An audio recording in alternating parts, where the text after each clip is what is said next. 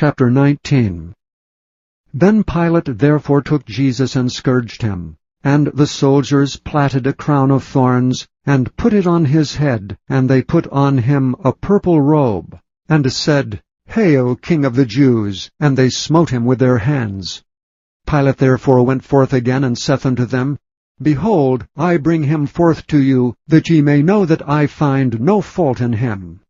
Then came Jesus forth, wearing the crown of thorns and the purple robe, and Pilate saith unto them, Behold the man! When the chief priests therefore and officers saw him, they cried out, saying, Crucify him! Crucify him! Pilate saith unto them, Take ye him and crucify him, for I find no fault in him. The Jews answered him, We have a law, and by our law he ought to die, because he made himself the Son of God.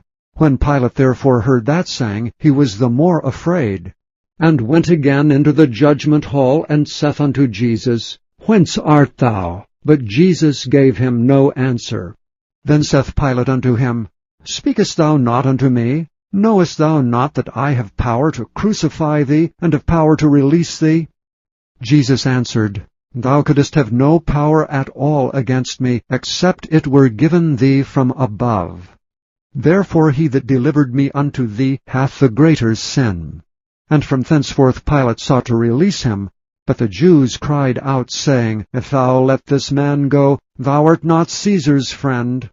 Whosoever maketh himself a king speaketh against Caesar. When Pilate therefore heard that saying, he brought Jesus forth and sat down in the judgment seat in a place that is called the Pavement, but in Hebrew Gabbatha. And it was the preparation of the Passover, and about the 6th hour. And he saith unto the Jews, Behold your king! But they cried out, Away with him! Away with him! Crucify him! Pilate saith unto them, Shall I crucify your king? The chief priests answered, We have no king but Caesar. Then delivered he him therefore unto them to be crucified, and they took Jesus, and led him away. And he, bearing his cross, went forth into a place called the Place of a Skull, which is called in the Hebrew Golgotha, where they crucified him, and two other with him, on either side one, and Jesus in the midst. And Pilate wrote a title, and put it on the cross, and the writing was, Jesus of Nazareth, the King of the Jews. This title then read many of the Jews, for the place where Jesus was crucified was nigh to the city, and it was written in Hebrew and Greek and Latin. Then said the chief priests of the Jews to Pilate, Write not the King of the Jews, but that he said, I am King of the Jews. Pilate answered, What I have written, I have written. Then the soldiers, when they had crucified Jesus, took his garments and made 4 parts, to every soldier a part, and also his coat. Now the coat was without seam, woven from the top throughout. They said therefore among themselves, Let us not rend it, but cast lots for it, whose it shall be. That the scripture might be fulfilled which saith, They parted my raiment among them, and for my vesture they did cast lots. These things therefore the soldiers did. Now there stood by the cross of Jesus his mother, and his mother's sister, Mary the wife of Cleophas, and Mary Magdalene.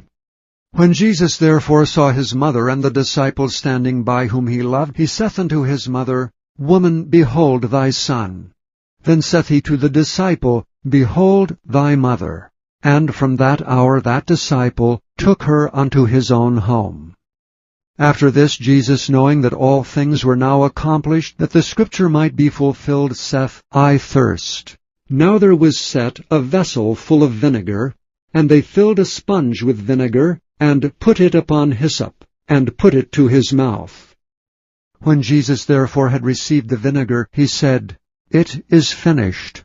And he bowed his head, and gave up the ghost.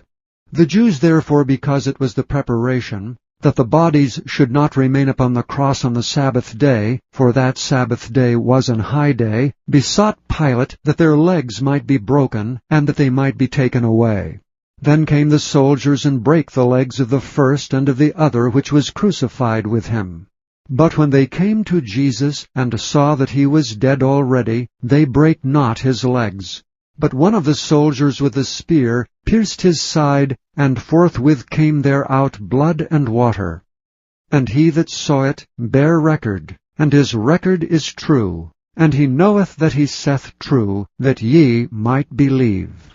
For these things were done, that the Scripture should be fulfilled, A bone of him shall not be broken.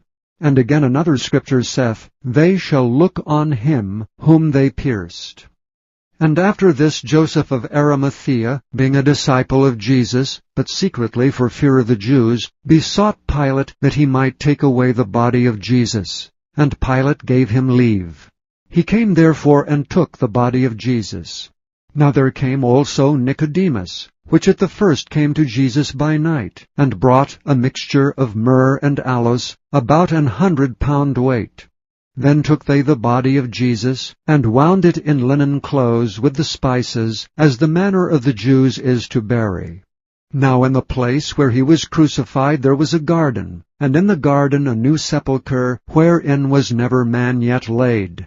There laid they Jesus therefore, because of the Jews' preparation day, for the sepulchre was nigh at hand.